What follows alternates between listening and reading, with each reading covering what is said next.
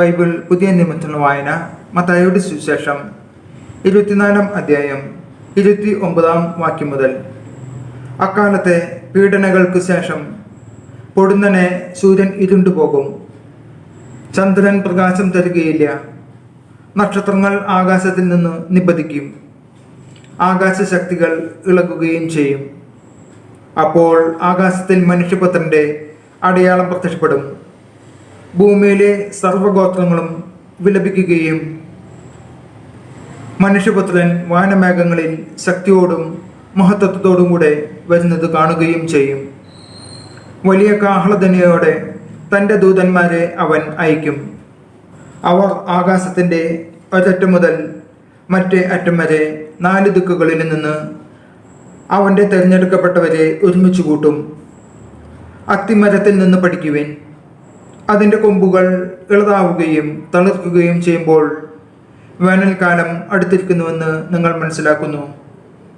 അതുപോലെ ഇതെല്ലാം കാണുമ്പോൾ അവൻ സമീപത്ത് വാതിൽക്കലെത്തിയിരിക്കുന്നു എന്ന് നിങ്ങൾ മനസ്സിലാക്കിക്കൊള്ളുവിൻ. സത്യമായി ഞാൻ നിങ്ങളോട് പറയുന്നു, ഇതെല്ലാം സംഭവിക്കുന്നതുവരെ ഈ തലമുറ കടന്നു പോവുകയില്ല. ആകാശവും ഭൂമിയും കടന്നു പോകും, എന്നാൽ എൻ്റെ വചനങ്ങൾ കടന്നു പോവുകയില്ല. ആ ദിവസത്തെക്കുറിച്ചോ മണിക്കൂറിനെക്കുറിച്ചോ പിതാവിനല്ലാതെ മറ്റാർക്കും, സ്വർഗത്തിലെ ദൂതന്മാർക്കോ പുത്രന് പോലുമോ അറിഞ്ഞുകൂടാ. നോഹയുടെ ദിവസങ്ങൾ പോലെ ആയിരിക്കും മനുഷ്യപുത്രന്റെ ആഗമനം. ജലപ്രളയത്തിന് മുമ്പുള്ള ദിവസങ്ങളിൽ നോഹ പേടകത്തിൽ പ്രവേശിച്ച ദിവസം വരെ അവർ തിന്നും കുടിച്ചും വിവാഹം ചെയ്തു കൊടുത്തും കഴിഞ്ഞു പോന്നു. ജലപ്രളയം വന്ന് സംഹരിക്കുന്നത് വരെ അവർ അറിഞ്ഞില്ല. ഇപ്രകാരം തന്നെയായിരിക്കും മനുഷ്യപുത്രന്റെ ആഗമനവും. അപ്പോൾ 2 പേർ വയലിലായിരിക്കും, ഒരാൾ എടുക്കപ്പെടും, മറ്റേയാൾ അവശേഷിക്കും. 2 സ്ത്രീകൾ തിരിക്കല്ലിൽ പൊടിച്ചുകൊണ്ടിരിക്കും, ഒരുവൾ എടുക്കപ്പെടും, മറ്റവൾ അവശേഷിക്കും. നിങ്ങളുടെ കർത്താവ് ഏത് ദിവസം വരുമെന്ന് അറിയാത്തതുകൊണ്ട് നിങ്ങൾ ജാഗരൂകരായിരിക്കുവിൻ.